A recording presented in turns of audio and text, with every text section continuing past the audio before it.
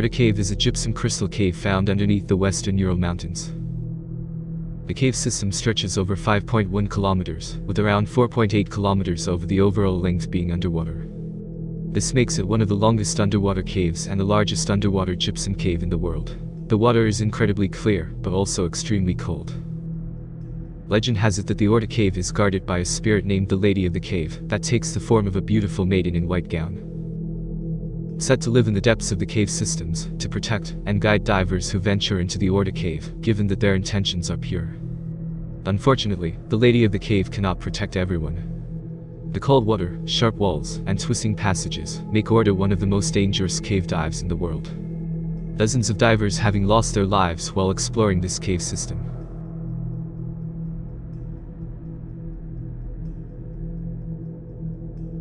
You'll find one of Florida's most notorious caves, the Eagle's Nest Sinkhole. From the shore it looks like an ordinary pond. But beneath the surface, it's shaped like a sink with a long, rocky drain that descends into a system of underwater passages, reaching a depth of 300 feet or 91.4 meters. Since 1981, at least 13 people have died while diving in this cave. From 1999 to 2003, there was a ban at Eagle's Nest, making it illegal to dive at the location. It has chambers as large as gymnasiums with crystal clear water. Only for highly experienced cave divers and the technically sound. The descent of the Eagle's Nest is similar to that of a chimney, and hundreds of feet below it opens up into a large cavern called the main ballroom, beyond which are longer tunnels and crannies that go even deeper. While cave diving isn't for everyone, a number of divers have perished attempting to explore this site in particular. The sinkhole's challenging caves and harsh conditions are not to be taken lightly when considering diving here.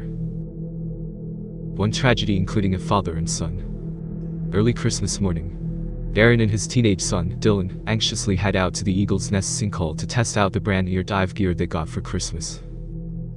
They arrived at the site and a hunter in the area saw them suiting up at about 11 a.m.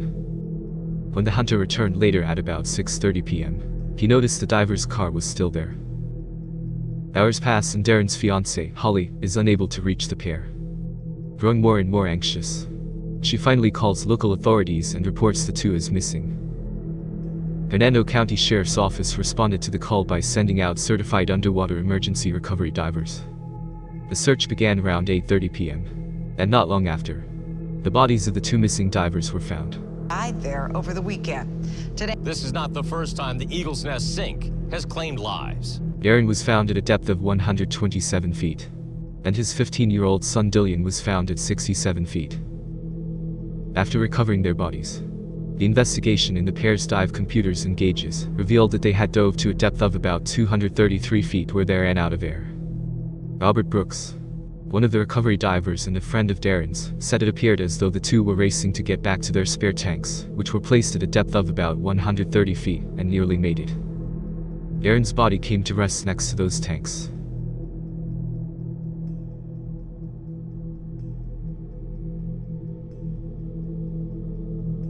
Located in Hays County, Texas, about an hour outside of Austin, is a submerged sinkhole fed by a natural spring known as Jacob's Well.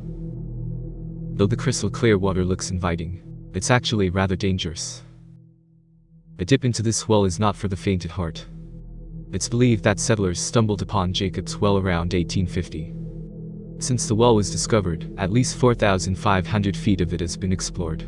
It has an average depth of 120 feet and is now thought to be the second largest fully submerged cave in the state of Texas. Tight spaces combined with gravel and sill flooring can make visibility a major issue, particularly if the divers aren't careful not to stir up the loose material. In addition to extremely narrow passageways between the various chambers, there is also the infamous false chimney, located inside one of the chambers. The false chimney is identical to the one you came in from. It appears to be a way out of the well, but will instead trap you even further into the depths. The Houston Chronicle reported that at least a dozen divers have died attempting to explore the cave system, which can be accessed about 100 feet down the sinkhole. Even the most hardened veteran cave divers find this cave site difficult. One among them even lost his life. A diving instructor who has been diving since the age of 12 succumbed to his steps.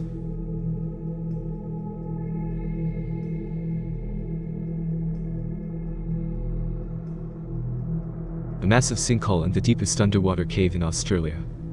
From a manhole-sized hole in a paddock, there's an 8 meters free-hanging drop to the water's surface.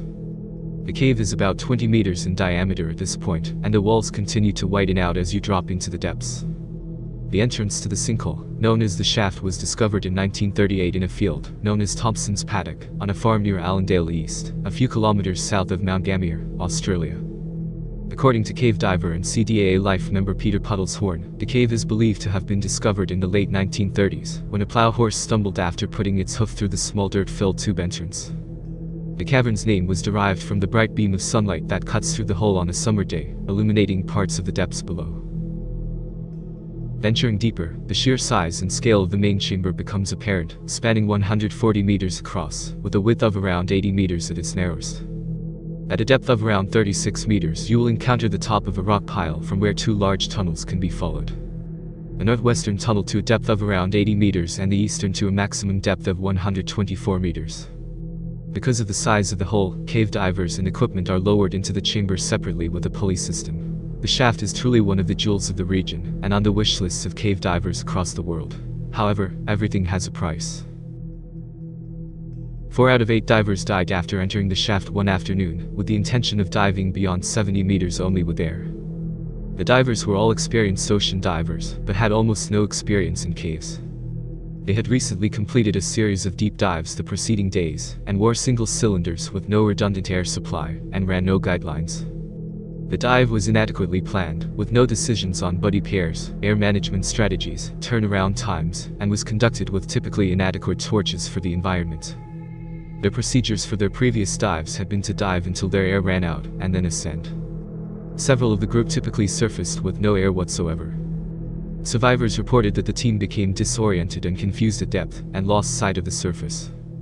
Only 4 divers returned to the surface, and despite several brave but foolish dives back to 50 meters by 2 of the survivors, none of the bodies were recovered at the time. It would be 11 months before all bodies were recovered.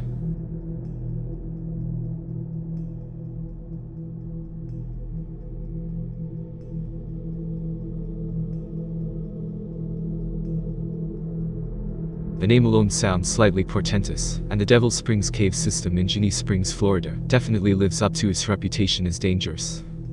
These springs are quite popular among cave divers, and only certified cave and cavern divers are allowed to enter the water with dive lights, to help deter the uncertified from entering overhead environments.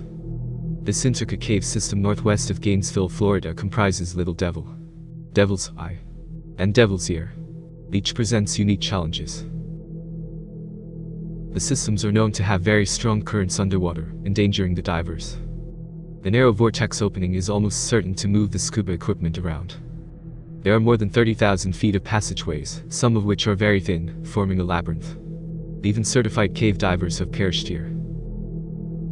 Mark Fivey, visiting the United States from Switzerland, died when he apparently drowned while cave diving in Gilchrist County, Florida.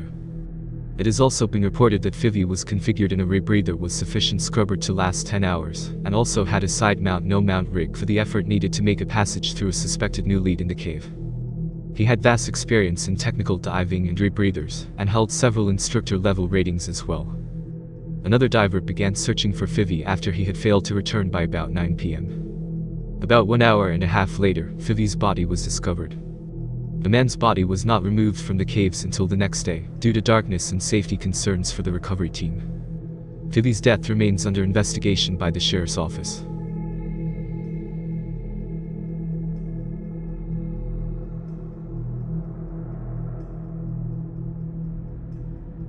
Only in 1985 from the airplanes in the South Andros Island were noticed round holes filled with abnormally black water. Initially, these were considered to be meteorite craters. At about 18 meters there is a 1 meter dark purple layer of toxic bacteria containing high concentrations of hydrogen sulfide. This toxic layer looks so dark it resembles the hole's floor, but is actually a boundary which separates oxygenated water from oxygen-free water below it. This oxygen-free water has similar properties to water found in the oceans 3.5 billion years ago. This black hole in particular, and just many more like it in the Bahamas, are strictly closed off for recreation, and only limited for specific scientific research. And not to mention that it is only accessible by helicopter. Due to reduced tidal flow, these blue holes are sharply stratified by a thin layer of freshwater on the surface that prevents oxygen from reaching the dense saltwater below. What results is an ecological anomaly. An underwater world of prehistoric species still capable of surviving in an oxygen-free environment like that of early Earth. Instead of oxygen, the water is chock full of another gas called hydrogen sulfide, which is potentially fatal to humans. Until recently, very few people have dived these dangerous inland blue holes, but as of late, scientists have begun investigating just how otherworldly they actually are. In 2011, biologists performed DNA analysis of microbes across 5 different Bahamian blue holes and found absolutely no shared species. In late June 1999, the black hole of South Andros was reached by a team of scientists and movie makers. The group was led by a very brave and experienced cave diver, lawyer, and geomicrobiologist Stephanie Schwabe. Most likely this was the first time humans reached this weird lake. Low-lying banks of black hole contained black, uninviting water. There were several tests throughout the whole depth of the lake, measuring several values. It turns out that the lake is layered with the oxygen-depleted layer below. Nonetheless, the first dive brought a great surprise. The dark waters turned out to be crystal clear, and in the depth of more than 17 meters, there was a visible muddy bottom. As she lowered her hand in this mud, she jerked it back in surprise. It was hot. The disturbed surface of this fake bottom undulated like a jelly. Schwabe just dived straight through. Then the hot dark pink substance suddenly ended, and the diver reached the next layer. Very cold crystal clear water in absolute darkness. Further descent continued into complete darkness until reaching the bottom.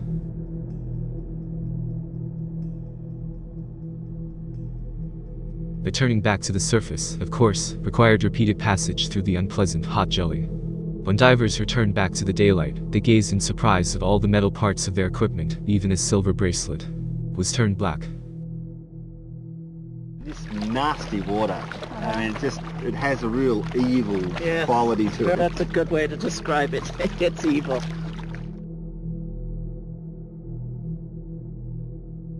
The underwater cavern, known as Sac Uayum, is a cenote located in Mexico's Yucatan Peninsula. A cenote is a natural pit resulting from the collapse of limestone bedrock that exposes groundwater underneath. They were sometimes used by the ancient Maya for sacrificial offerings. Sac Uayum is not a typical cenote, and local legend says that the mysterious cavern is guarded by a feathered, horse-headed serpent. Older residents of the nearby village of Talchicolo tell stories of people seeing the serpent perching in a tree, leaping up, spinning around 3 times, and diving back into the depths. In fact, the villagers do not want to go near the site, and there is much fear surrounding what lies inside. From the first day of diving, archaeologists discovered that there may be a very real reason why the villagers fear the place. It appears something terrible took place there, and perhaps knowledge of this was passed down over the centuries, leading to the development of myths and legends. Skeletal remains scattered at the bottom of the rock-filled slope include pieces of several human skulls and some long bones from modern cattle. Cenotes are particularly dangerous for their intricate and complex structure. However, this one in particular is haunted, and a large feathered snake with a horse's head guards it. So, no thank you.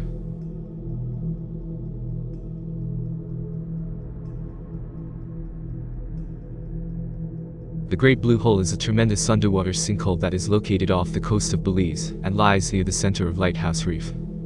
The hole is almost a perfect circle in shape and is over 300 meters across and 125 meters deep. It is the world's largest natural formation of its kind and is part of the Belize Barrier Reef System. An expedition into the Great Blue Hole took place. Billionaire Richard Branson and Fabian Cousteau, joined by Erica Bergman, led the expedition in a dive to the bottom of the chasm. Hydrogen sulfide is a foul-smelling colorless gas. It is toxic, flammable, and highly corrosive. There's a thick layer of it around 300 feet deep in the Great Blue Hole. Explaining what they saw beneath the hydrogen sulfide layer are hundreds of conchas and marks where divers had tried to escape. Both scientific equipment and a GoPro footage still intact. But they also found the bodies of 2 divers who had been lost in the hole. How many people have died in the Great Blue Hole is not known, but undoubtedly not few. During the expedition, they have also discovered an enormous cavern near the bottom of the hole which gives evidence that this could be part of a larger underwater cave system.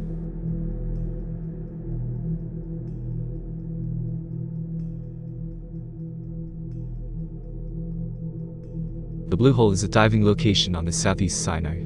a few kilometers north of Dahab, Egypt on the coast of the Red Sea. The Blue Hole is popular for freediving because the depth is directly accessible from shore and the lack of current. It is a submarine sinkhole, with a maximum depth within the hull of just over 100 meters. There is a shallow opening to the sea around 6 meters deep, known as the Saddle, and a 26-meter-long tunnel, known as the Arch, whose ceiling is at a depth of 55 meters, and whose bottom falls away as it reaches the seaward side to about 120 meters. On the seaward side, the floor drops steeply to over 1,000 meters. The hull and the surrounding area have an abundance of coral and reef fish and, of course, sharks. The Blue Hole itself is no more dangerous than any other Red Sea dive site. But diving through the Arch, a submerged tunnel, which lies within the Blue Hole site, is an extreme dive that has resulted in many accidents and fatalities. The dive site is reputed to have the most diver fatalities in the world, with estimates of between 130 and 200 fatalities in recent years. This includes some snorkeling deaths at the surface unrelated to diving the Arch. The Egyptian Chamber for Diving and Water Sports now stationed a policeman at the Blue Hole to ensure divers are diving with a certified guide who will make sure safety procedures are followed. Probably the most famous scuba death in the Blue Hole, the Russian Israeli diving instructor Yuri Lipsky became a household name in diving circles in 2000 after filming his own demise on a helmet camera. He passes the point where narcosis sets in, and by 80 meters, he's under the control of the sea. The YouTube video shows Lipsky's final moments. Almost immediately, he strays from his diving buddy and begins to descend fast. The video ends 7 minutes in when a thrashing Lipsky pulls out his regulator. The following morning, recovery divers retrieved his body from 92 meters down.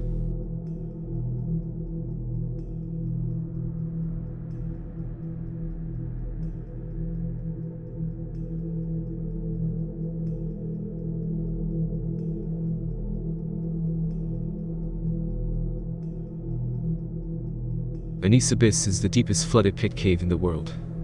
It is a karst sinkhole near the town of Hranice, Czech Republic. The greatest confirmed depth is 473.5 meters, of which 404 meters is underwater. In 2020, a scientific expedition to the cave revealed that part of the system apparently reaches 1 kilometer deep. In addition to depth, the composition of the water can cause problems for divers. It is a mineral water with a high content of carbon dioxide, which irritates the exposed parts of a diver's body. In addition, the water's composition has influenced the choice of diving equipment. When using open-circuit scuba, the exhalation bubbles cause a chemical reaction in the surrounding water, resulting in zero visibility. For that reason, open-circuit dives to depths below 50 meters were banned in 2001. In September 2016, a new depth of 404 meters was reached during the Graal Marine ROV test dive.